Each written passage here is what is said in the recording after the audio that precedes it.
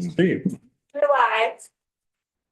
All right, everyone, welcome back to House Government Operations and Military Affairs. Wednesday, April 9th, we're picking up some work after the floor. And we are joined with us today. We're doing an introduction and a walkthrough on H364, an act relating to the approval of the annexation of property by the Village of Swanton. And we are joined by Chair Walker. He is the sponsor of the bill. How are you, sir? Great. Good afternoon. Thank you, Mr. Chair, Madam Vice Chair, and the committee for having me for presenting H364, along with Representative Oliver is here. We represent Swanton and Sheldon. And back was April of 2023, the Village of Swanton purchased the land that is actually in the town of Swanton, although it's right across the parking lot from the current village offices, electric department, part of the highway department, fire department, police department. It's all right in the same, but it's right across the street. It's in the town of Swanton.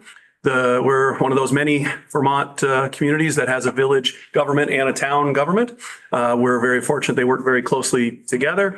The village bought the property with an intention of first they tried a public safety building. Now they're looking to put their Burlington or their Swanton electric facilities in there. Either way, the village has a number of goals for the property. It's in the town of Swanton. The town of Swanton has agreed and is on board with the village annexing the property from the town.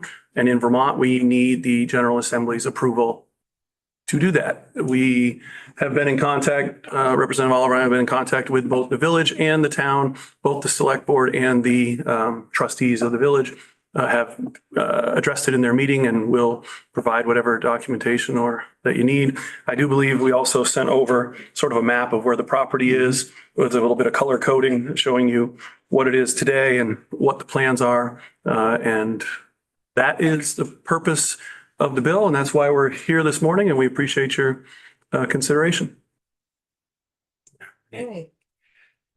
It's pretty straight to the point on the intent and function. Let's just say. Yeah. Any questions for Representative Walker before we go to council? For Representative Oliver, he came all the way down and saying, I want to get. okay. Glad we could be here as a resource for you with that, sir. Yes. It's owned by the village and what's owned by the town. All right. What's in the yellow on the bigger page is where the current village complex is. And they bought the section that is in red. But if you look down the street there of Elm Street, that's the border. And the village is, this property is that, although the bigger street, a little bit further over is what it would look like it, but it's not. The village boundaries are actually in between the yellow and the red. And so the town actually owns the property and the town is willing to cede it to the village. So the property line of the town and village will have a little, just a little outcropping. Mm-hmm. Thanks for the maps, because I was picturing across the road by the shopping complex. If anybody's familiar with the area, it was CL Concrete, had a large tower for a long, long time. And then it was purchased when they left town. It was purchased by another party and then they sold it to the town or to the village. I'm sorry, to be clear. When they sold it to the village last year. But it was a CL Concrete cement spot for a long, long time. Great. Yes, VL. Yeah, so the black lines is what the existing border is right now, the black dash line.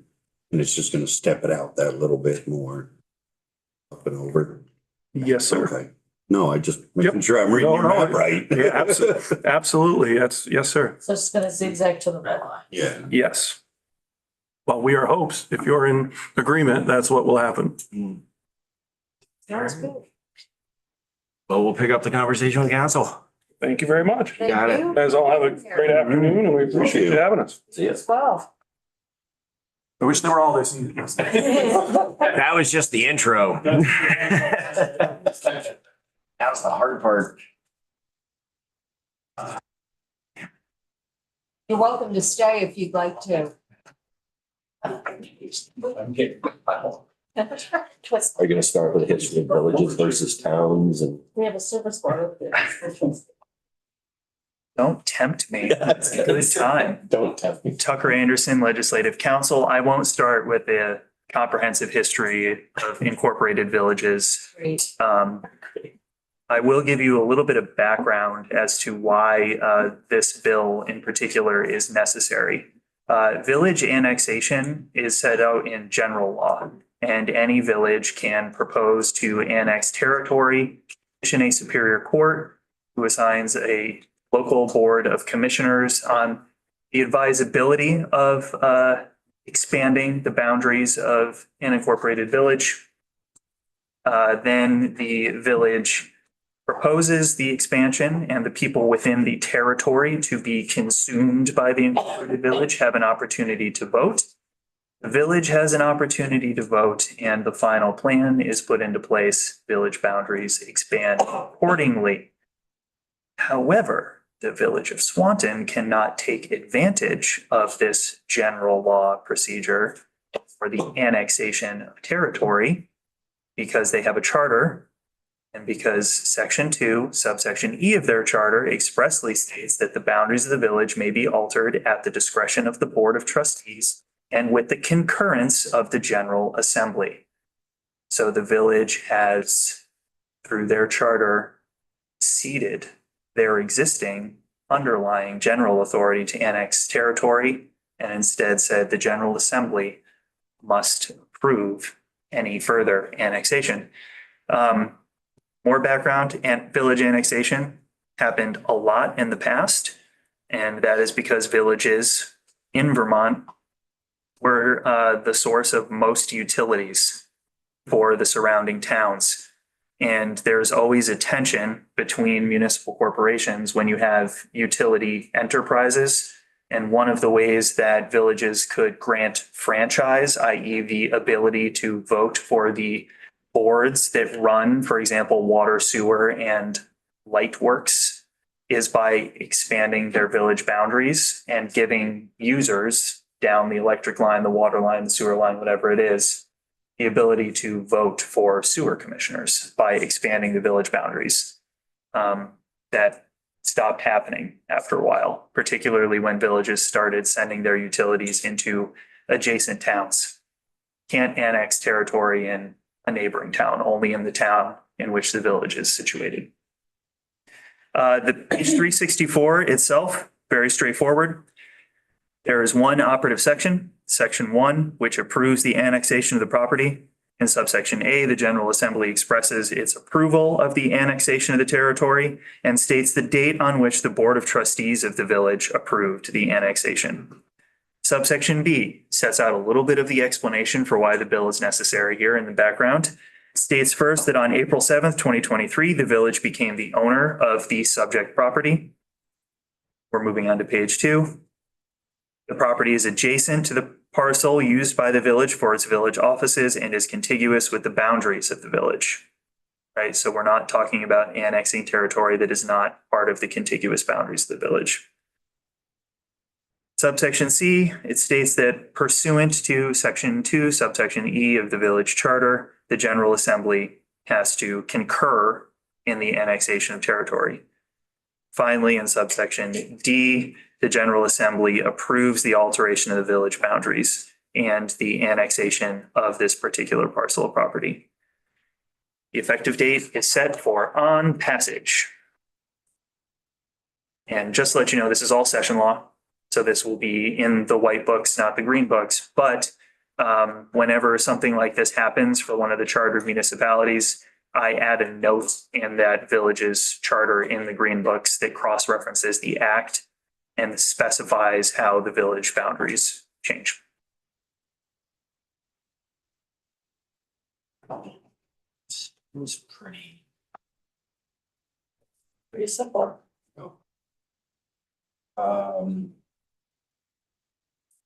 I'm just giving the words one more words here. Just to make sure I'm not posting it all.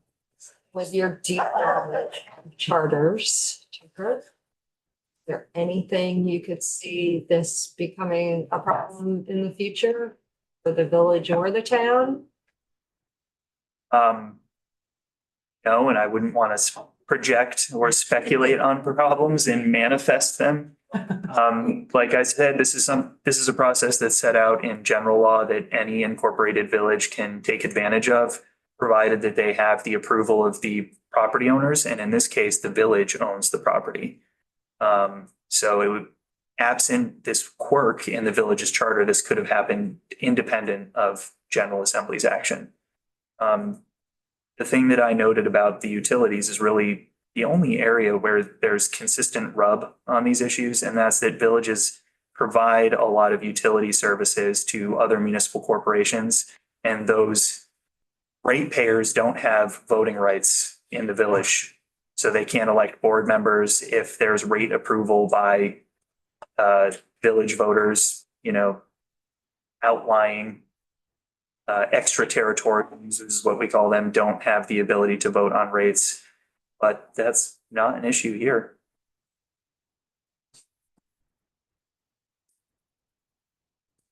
All right, thank you very much, Council.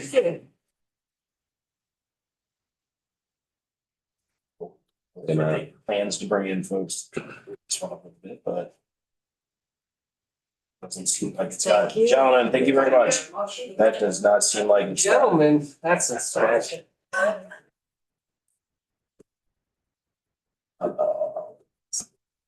All right.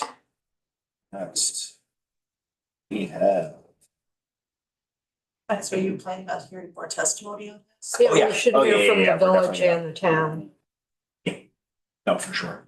Up next, we have H 501, an act relating to the deadline, public bodies response, bodies to respond to an alleged open meeting law violation. We have Representative Boot here with us. Welcome. Been a while. Do you want me to be Representative Booten or Board Chair Michael Booten? Whatever you feel like. All the above. It's your theater. All right, so I'm trying to log in.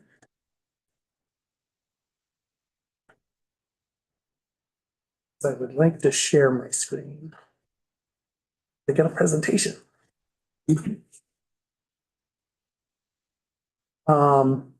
So the USD has had some difficulties with weaponization of the open meeting law.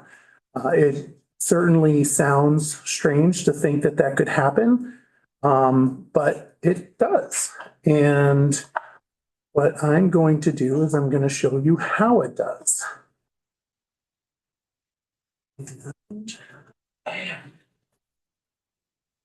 Logging in.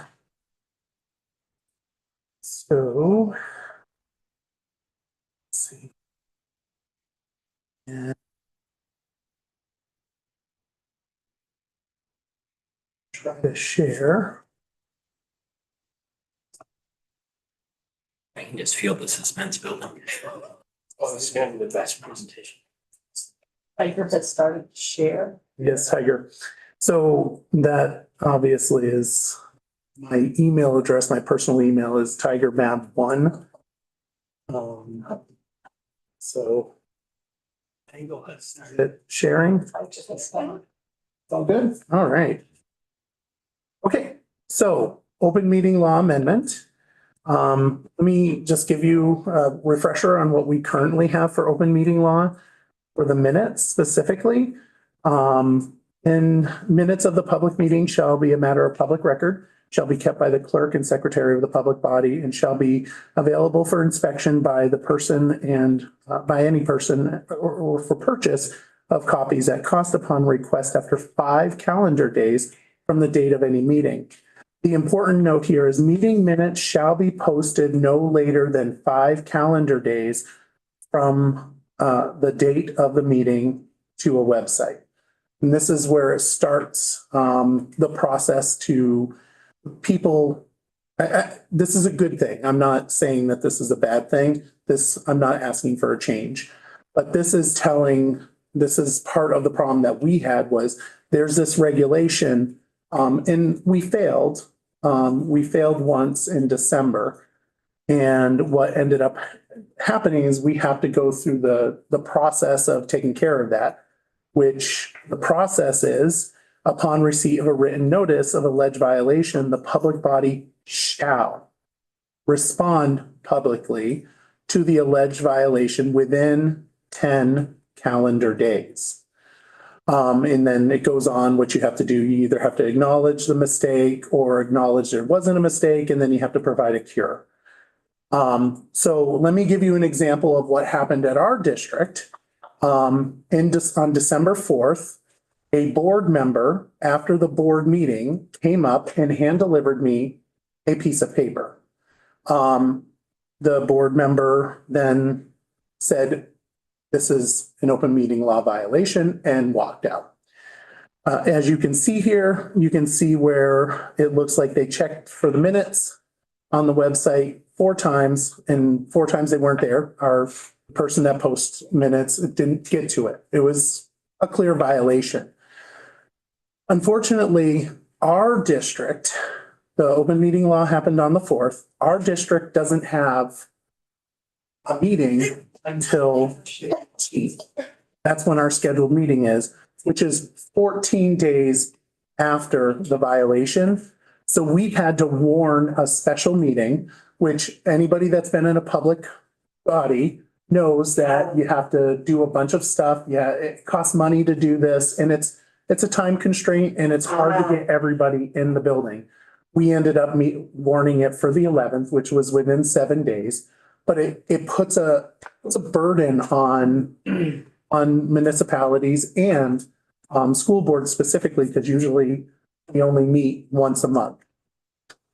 So that's the problem with the timing. And now the other problem is we had a situation, you can't really see it here, but this is our meeting minutes and our agendas and everything. When we uploaded the minutes, they automatically went to the bottom. So we got a violation. Somebody had emailed us, said there was an open meeting law violation. The minutes were not there because they didn't see it. I replied to the person and said, "Hey, by the way, I got a written document after the meeting."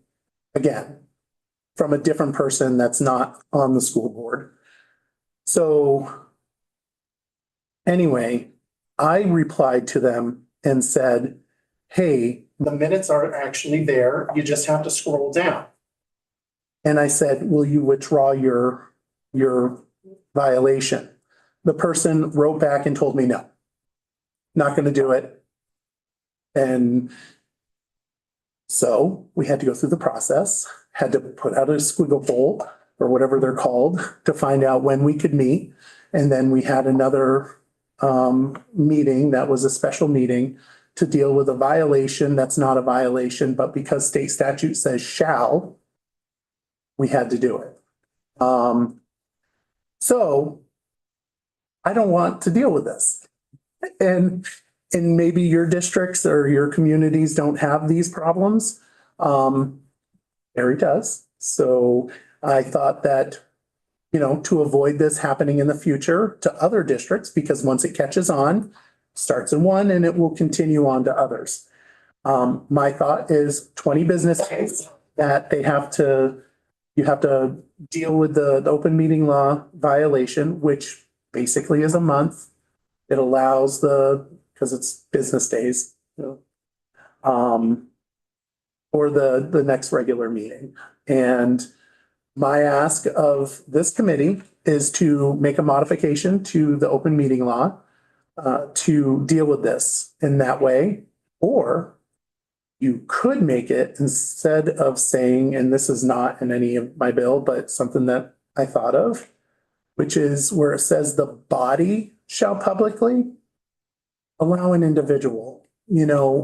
Honestly, as the chair, I should be able to just write back, "Hey, that's not a violation. Here's the minutes." But I can't because it says the body.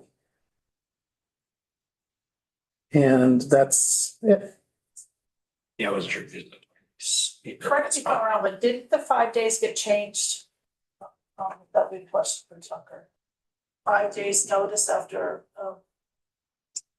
that get put out to 10 days. You know what? I didn't read the part of the statute which said that it has, the 5 business days for posting the meeting I minutes think that got is said. 10, it might have. But it's 10 business days to address the concern by the public body For a violation. for the violation. Yeah, but I'm saying to, that just the minutes themselves, instead of being must be posted, shall be posted within 5 days. I think that is now 10 days. Still 5? I believe we Yeah. changed that temporarily during COVID. Mhm. And then, it fell and then last year, was it last year? Grandfathered off. And then, and then it expired, it sunsetted at some point with the COVID restrictions. Because it was a 10 for a period of time, I believe. Representative Hango. Yeah, so the problem here is the responding to the violation and having call a special meeting. I understand this because I'm on a school board that only meets once a month. And it is a quite onerous process to get everybody together to get a quorum and call a special meeting. I understand, yeah, I understand that. I Yeah, was it just wasn't- thinking that maybe that this was just misquoting, that it was. Yes, so I think in this case, we would look at lifting the language about the violation and put it in the open meeting law bill that we're discussing as 59, not taking this short form bill. In theory, yes. Yeah, Adding this to it. right, that would be the theoretical thing. We would not take the language, the whole language of the short form bill, because you probably haven't dealt with the short form bill yet. It's just, it's a concept. So, They're kind of a thought bubble. yeah. Rock Booton. Yes, I would really appreciate that for my own personal sanity. I have one more year of school board left. I will make a comment about the 5 days. When boards, I don't know about your boards, but they usually meet like Wednesdays, Thursdays. The 5 calendar days can pose a frustration as it is not it's not business days. So, sometimes and these are our public servants. They're not, there are public servants that do this. And I know that the person that does our minutes has done it on the weekends to make sure that it's done by Monday. And it just, if you also want to change that, I would not be opposed to 5 business days. Make it a little bit easier. We actually moved our meetings to Mondays for it. Anything else for the representative? Nope. All right, thank you very much, sir. And Oh,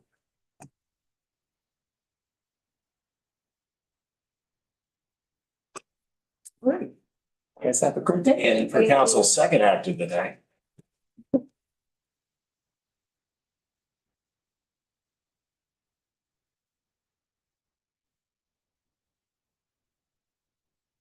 Good afternoon again. For the record, Tucker Anderson, Legislative Counsel. Representative Booton gave you great description of the proposed short form, which is really just directed at extending the amount of time that a public body has to respond to an alleged violation.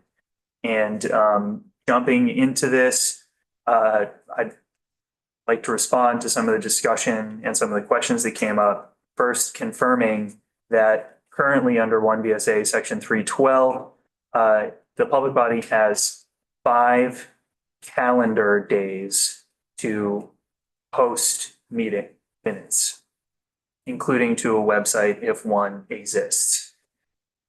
During the COVID-19 response period, that was extended to 10 calendar days if, and it was contingent, if the municipal corporation had staffing issues due to COVID-19. Otherwise, it was still 5 calendar days. The issue at the heart of what Representative Booton is bringing up is in 1 VSA section 314, which are the penalty and enforcement provisions for Vermont's open meeting law. once the public body has received written notice of an alleged violation of the open meeting law, the public body in total is mandated to respond publicly to the alleged violation within 10 calendar days. And I'm stressing the use of calendar because the General Assembly is specific about the type of days and when they're counted. So big distinctions between calendar and business in both the open meeting law subchapter and the Public Records Act subchapter. Calendar days, you're checking them off, whether they are holidays, weekends, whatever it might be. Business days are when the municipal corporation, public body, whatever we're dealing with, public agency in the Public Records Act are open for business. So there's a time crunch here. The consequence of not responding within those 10 calendar days is that if you don't respond, it is deemed a denial. And there's immediate appeal rights that are triggered. When you're dealing with an alleged violation for which, one, there may not actually be a violation of the open meeting law, or where there might not even be a remedy that is afforded by the open meeting law. There are really only three bases, as we've covered in the initial discussion of S59, of an alleged violation that a public body can cure. There are a lot of other alleged violations where there's actually no requirement for the public body to cure them because they're not set out in statute. So you may be convening a meeting of the public body to respond to an alleged violation for which the public body couldn't even cure the violation anyway, because there's no basis in statute. 10 calendar days might fall between regularly scheduled meetings. It might require the calling of a special meeting for a public body. And as you know from dealing with S59, we're not just talking about the legislative body of a municipality. We're talking about any body that is advisory or decision-making that has to come to consensus agreements established by a unit of government from the state all the way down to your smallest municipal corporation.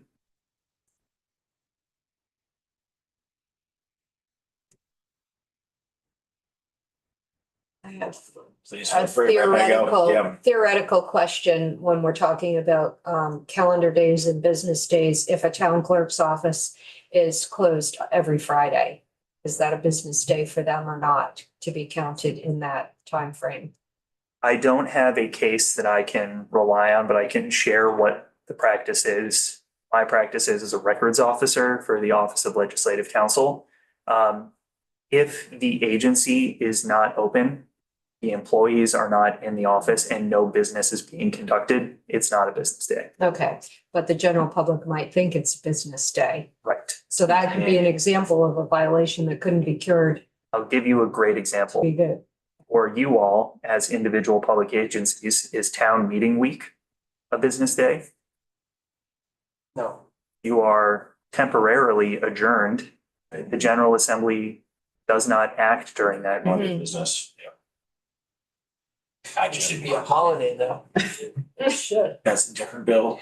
Just getting my. That's a second bill, different bill. But no, I mean, that's like, yeah.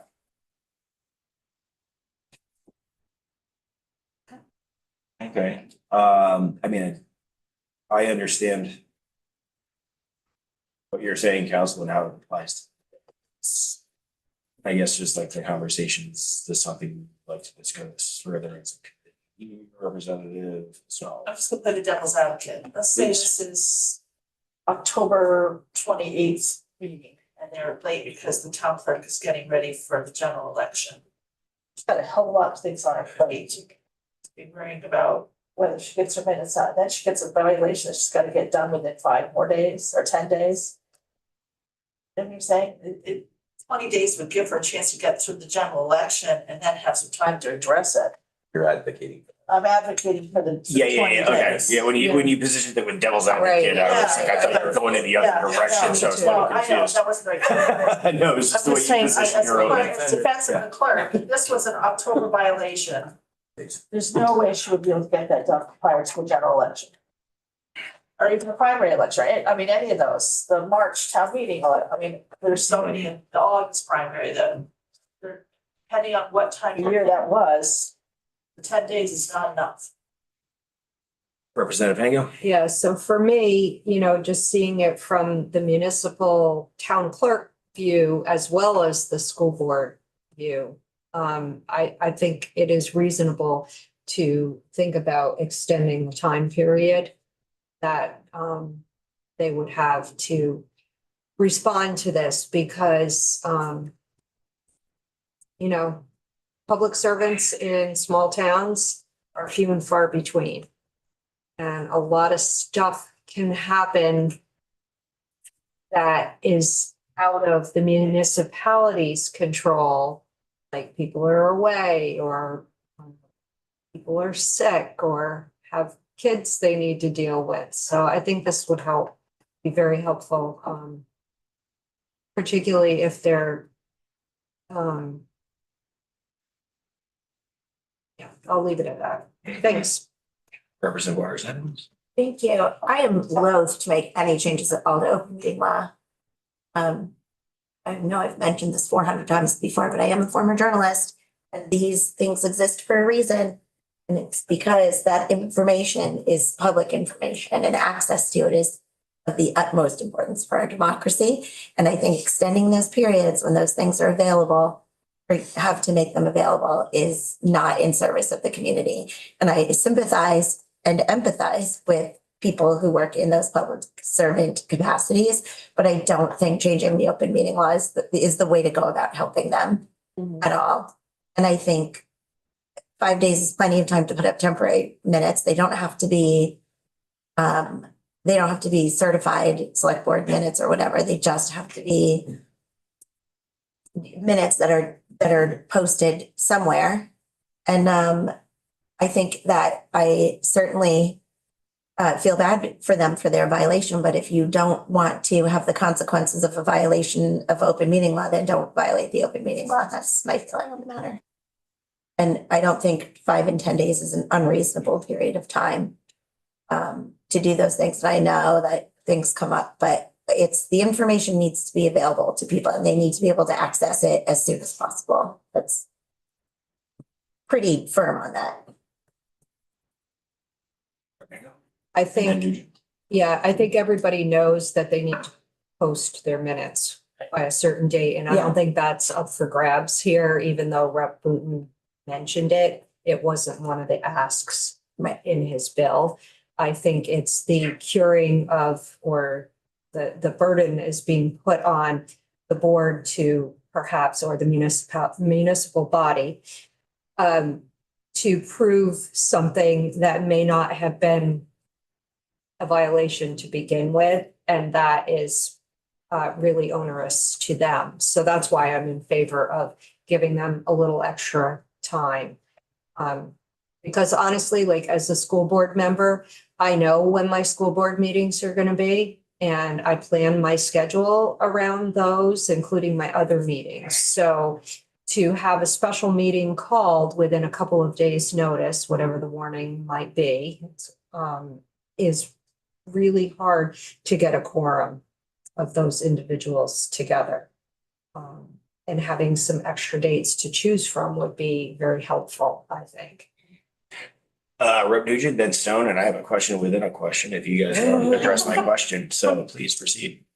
This is a question for somebody, just trying to like space out the timing anyway, like if you get a violation, or someone complains, you have to notice that meeting anyway, right, that you're going to convene to cure it. So that has to be done within a certain number of days. So I'm just wondering, like, do we have a sense of like, what's the earliest possible you could cure that complaint anyway? You could hold an emergency meeting, so you could do it within 24 hours for the sole purpose You still have to have the addressing this. scheduled. Correct. I was doing some quick background research, trying to maybe understand some of the timelines you would be working within. And understanding that the underlying purpose of being within a certain amount of time to address an alleged law violation is to save whatever the actions of the body were.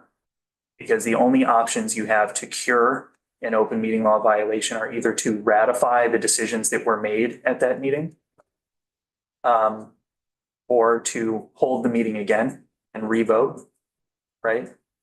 So there's really, when you're responding, what you're trying to do is preserve the decisions that were made despite some defect, or to address whatever the defect or violation was, and then determine within 14 days from receipt of the alleged violation, what the specific remedy is going to be and how to address it in the future. And I was trying to see if there were perhaps some kind of drop dead dates by which certain acts of a public body by default become effective, where a member of the public is alleging an open meeting law violation related, for example, to the adoption of an ordinance. When does an ordinance become effective? And the answer is 60 days out. So if you do move forward with this, you might want to just map out some of the major decisions that are made by public bodies and when those decisions come into effect and how much time you have to work with in between actions taken at an open meeting, the receipt of an alleged violation, responding to the alleged violation, and then further down the road when the decisions from the meeting would become effective. Stone, yep, and then, what's that, yeah.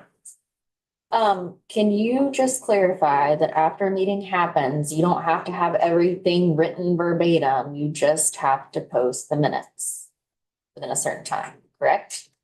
Yes, you have to post minutes that meet the requirements of 1 VSA section 312, and I can pull that up for you. And Really your minutes, since they haven't been approved.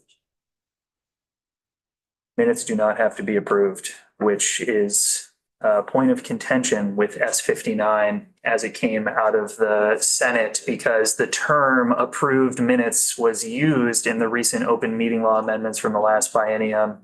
And there was some agita with the use of that term.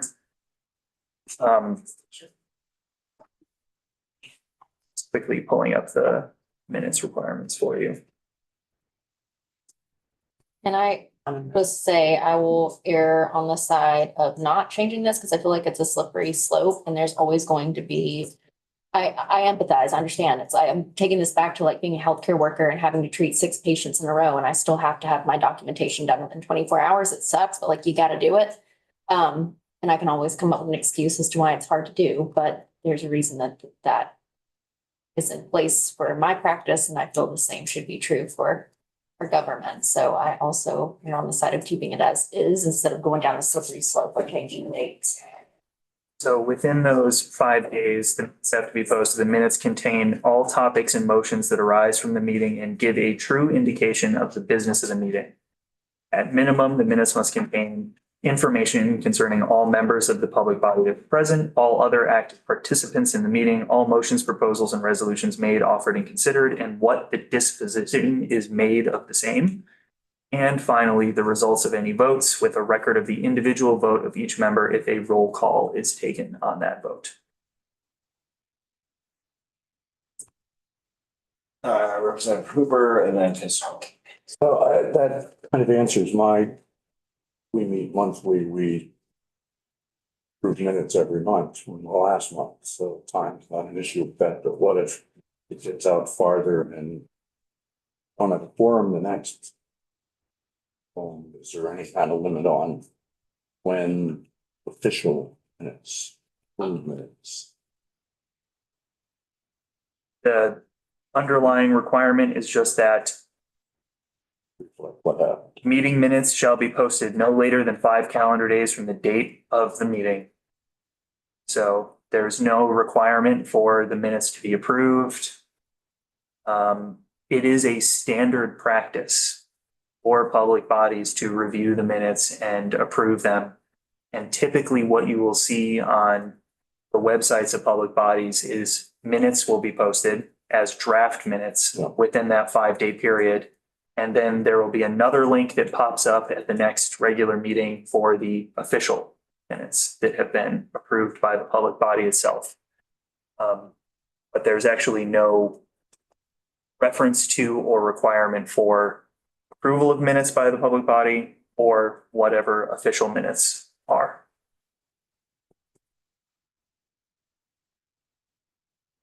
It's not just a question. I think the difference here, Mary Catherine, is that you've got to pull a quorum together. And sometimes you can't pull a quorum together within a couple of days, 5 days, or I think that's the hardest part is getting a quorum together, if people on vacation or you already didn't have a quorum at the meeting. And now you've got to have a special meeting and you don't have a quorum, so then you're in violation again. So I think that's where the 20 business days helps. Yeah, I understand that. I still think it's a slippery slope because the hypotheticals that we've been given is like, what if it was an error? What if they didn't have, but what if they did have a violation and it impacts like, you know, I would want that transparency. So leave it there, but you know, we can't just give hypotheticals about like, what was it, if it was an oopsie, if it was something bad, people should know. So I guess like my question within the question is like, how frequently are people being stressed out by this timeline? And broadly felt, is it within these, you know, governing bodies, boards, commissions, et cetera, that fall under this charge for posting their minutes within these timelines, right?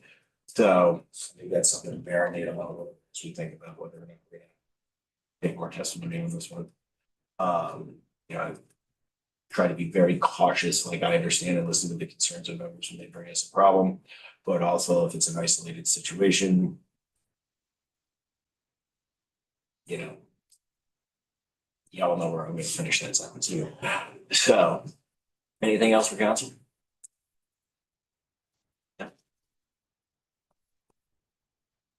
All right, everyone, I think that wraps up the afternoon a little bit. I know we all got some, you know, bills we're tracking. We got constituent correspondence and other balls in the air. So let's call the remainder of the day essentially committee study hall.